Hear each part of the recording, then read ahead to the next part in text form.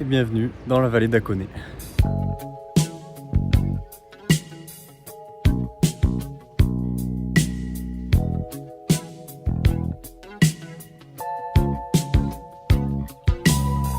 Première journée à Hakone, dans les montagnes à côté du mont Fuji. Et la première étape de ce trip, c'est au musée en plein air d'Hakone. Il y a énormément de sculptures de divers artistes. Il y a notamment un pavillon de Picasso et plein d'œuvres d'artistes européens qui sont retrouvés ici, au milieu des montagnes. Au Japon, c'est quand même assez rigolo. Hakone, c'est également connu pour être une station thermale, comme à Nikko où on était juste avant. Et c'est quand même connu pour être un peu plus haut standing parce qu'on est juste à côté du mont Fuji, donc c'est très connu et c'est très prisé des locaux. Donc je pense que c'est pour ça aussi qu'on se retrouve avec une collection d'art comme celle-ci dans un musée un peu au milieu de nulle part. On n'est pas au milieu de nulle part, mais on n'est pas loin du mont Fuji. Mais du coup c'est pour ça qu'on se retrouve avec des œuvres, des sculptures un peu partout dans ce parc. C'est super connu comme endroit apparemment.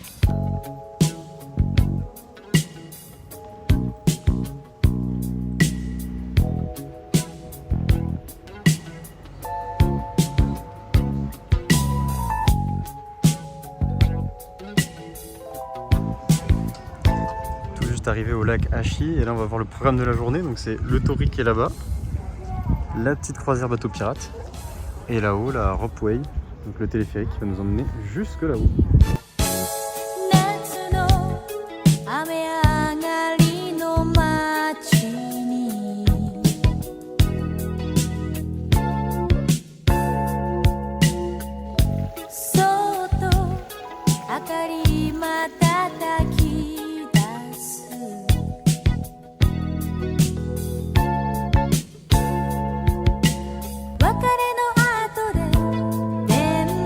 Les activités d'Hakone sont faisables assez facilement avec le Hakone Free Pass. Il comprend les transports en bus, essentiels pour se déplacer dans les montagnes, mais aussi la traversée en bateau et les téléphériques de la région. Sur le bateau pirate, on est censé avoir une vue imprenable sur le mont Fuji, mais on n'a pas eu de chance ce jour-là. Ensuite, le téléphérique emmène aux sources de soufre d'Owakudani, résultat de l'activité volcanique de la région. Et ça pue.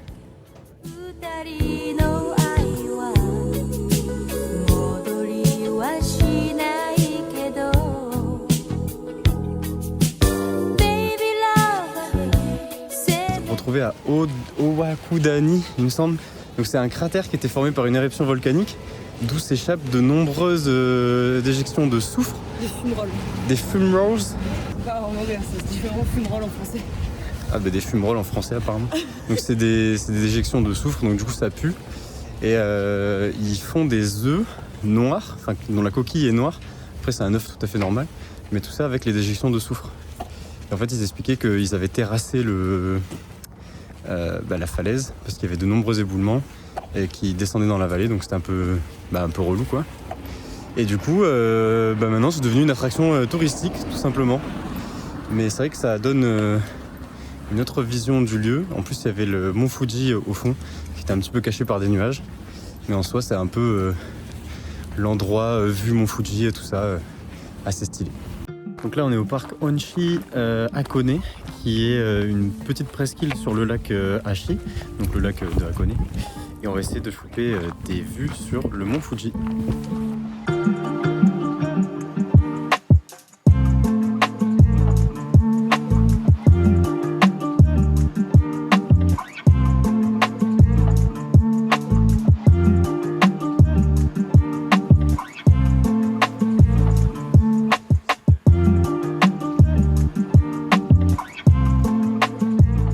Petit point histoire pendant qu'on est sous cette magnifique allée d'arbres encore une fois bien taillée. Donc à propos d'Hakone, c'était l'un des checkpoints de la route entre Kyoto et Edo à l'époque.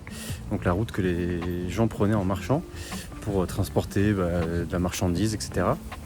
Et donc Hakone c'était le dernier checkpoint quand on venait de Kyoto. Du coup c'était un peu la porte d'entrée vers Tokyo. Et là on va se diriger vers le checkpoint qui a été reconstitué à l'identique.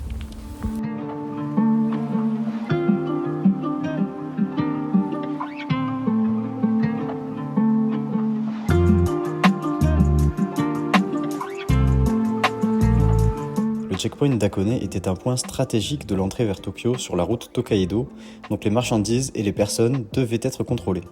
Aujourd'hui, il ne reste pas grand-chose de cette route, sauf une portion de randonnée qui mène vers une maison de thé à l'ambiance feutrée et locale.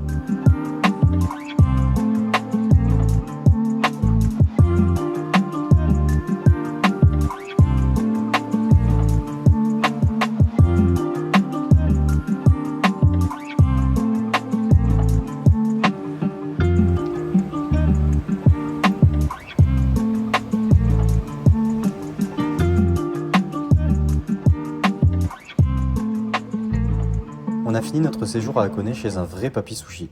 J'ai pas eu le courage de le filmer parce qu'il était vachement intimidant, mais au final, même avec la barrière de la langue, on a passé un super moment et les sushis, je vous en parle même pas. La différence au Japon, c'est que le poisson peut être consommé sans avoir été surgelé une première fois, donc il est ultra frais et ça se sent. Bon voilà, une petite allée pas très éclairée. C'est le chemin pour aller à notre super restaurant de sushi qu'on a fait ce soir. Alors pour le coup, le restaurant, rien à dire. C'était juste difficile d'accès. Voilà, allez. Voilà quoi. Tout simplement. Si vous voulez, la route elle monte en lacet comme ça jusqu'à la ville. Et nous on fait la même chose mais en direct. Donc c'est des escaliers quoi. Oh, si. Et là, bah voilà. Pour aller au sushi c'était en descente. Pour revenir sans monter.